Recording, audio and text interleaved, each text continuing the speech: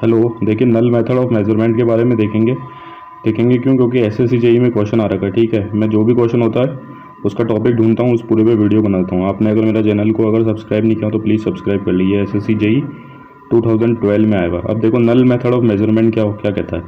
It is a method in which a quantity to be measured. ये एक ऐसा method है जिसमें जिस क्वांटिटी को अपन को मेजर करना है उसको अपन बैलेंस करते हैं by an opposing quantity that is varied until the resultant of the two is zero. ठीक है, मतलब कहने का मतलब ये एक ऐसा मेथड है जिसमें जिस क्वांटिटी को अपन को मेजर करना है उसको अपन एक ओपोजिट क्वांटिटी से क्या करते हैं, बैलेंस करने की कोशिश करते हैं।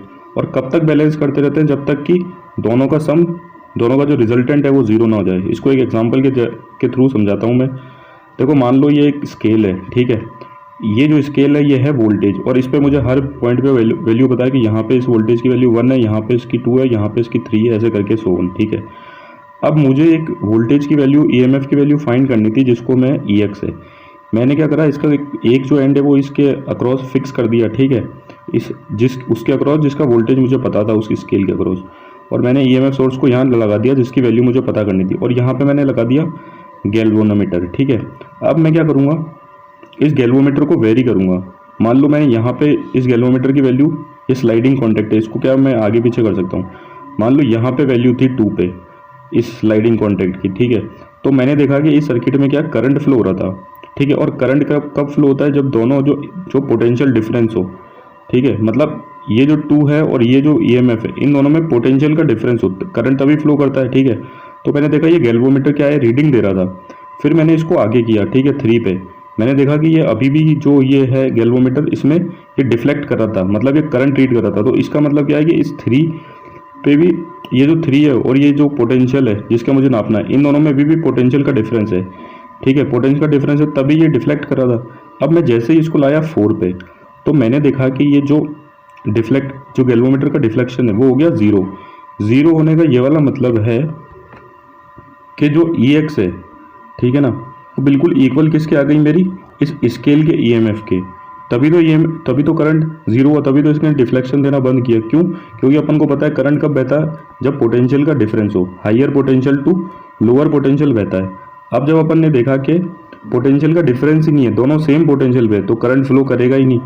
ठीक है, तो यहाँ से मुझे पता पड़ गया कि ये जो ईएमएफ है वो कितनी हुई होगी, ये बिल्कुल इस 4 के इक्वल हुई होगी। तो ऐसे करके मैंने क्या करा, इस अननोन ईएमएफ की वैल्यू फाइंड कर ली। तो अपन ने बेसिकली किया क्या, अपन ने एक अननोन ईएमएफ को क्या करा, एक नॉन ईएमएफ के अक्रॉस वेरी करा। ठीक है, और कब तक वेरी करा, जब तक ये गैल्वेनोमीटर जीरो डिफ्लेक्शन ना दे दे।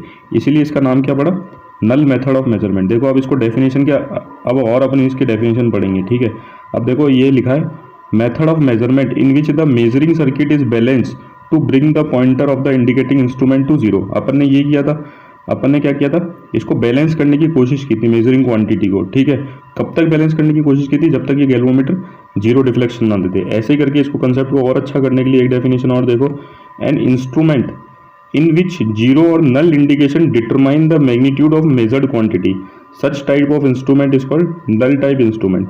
मतलब ये ऐसा इंस्ट्रूमेंट है जिसमें नल डिफ्लेक्शन का यूज किया गया मेजर्ड क्वांटिटी को मेजर करने के लिए। तो इस टाइप के इंस्ट्रूमेंट को क्या बोला गया अपने, नल टाइप इंस्ट्रूमेंट। ठीक है, अब देखो note, it is used as null detector which indicating the null condition. इसमें जो होता है एक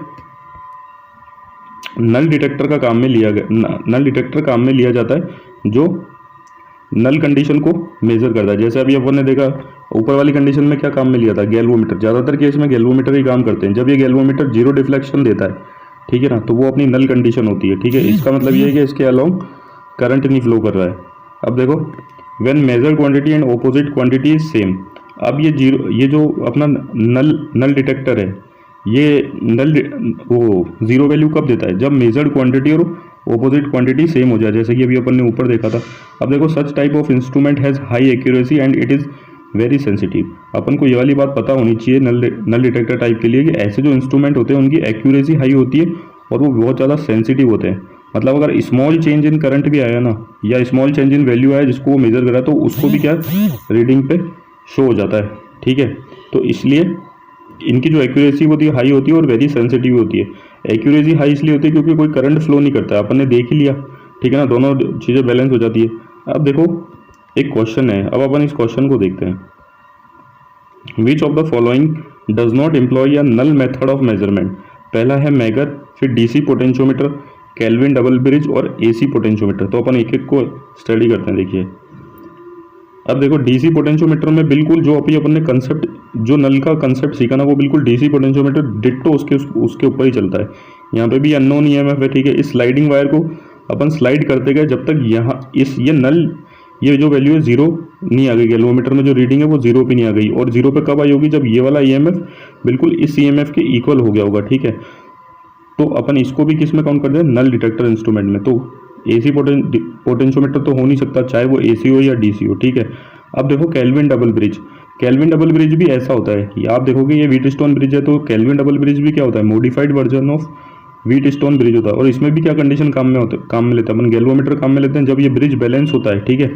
ब्रिज बैलेंस होता है मतलब ये जो रेजिस्टेंस है, ये वाले रेजिस्टेंस इस ब्रांच के अक्रॉस, ये सारे बैलेंस कर जाते हैं। तो यहाँ पे जो करंट होता है वो कितना होता है, जीरो। तो ये गैल्वेनोमीटर डिफ्लेक्शन क्या कहता है, जीरो। तो ये भी कौन सा है, नल डिटेक्टर मेथड है। और अपन को क्या पता है कि इन तीन वैल्यू की रेजिस्टेंस की वैल्यू अपन को पता होती है, तो और अपन इसकी निकाल लेते हैं, ठीक है। तो ये भी क्या है, केल्विन डबल ब्रिज, ये भी क्या null detector method, null deflection method पे काम करता है। और अपन को पता है ये very low value of resistance निकालने के काम आता है। गैल्वो इसका तो पता ही होगा, ईएमएफ भी मेजर करता है और रेजिस्टेंस भी मेजर करता है, ठीक है। और पोटेंशियल डिवाइडर सर्किट की तरह भी काम करता है। अब मैगर क्या होता है, मैगर अपन को पता है इंसुलेशन रेजिस्टेंस या very high value of resistance निकालने का काम आता है। ये नल डिटेक्शन मेथड पे नहीं है, it work on the principle of comparison. ये क्या करता है, इंसुलेशन रेजिस्टेंस को किससे कंपेयर करता है, एक नॉन वैल्यू ऑफ रेजिस्टेंस से। तो मैगर जो है वो नल कंडीशन पे नहीं काम करता है। तो देखिए आप यहाँ पे ऑप्शन में आप देख लोगे, यहाँ पे मैगर सबसे पहला ही है, ये नहीं काम करता, ठीक है। बाकी डीसी पोटेंशियोमीटर करता है, केल्विन डबल ब्रिज करता है और एसी पोटेंशियोमीटर करता है। Thank you.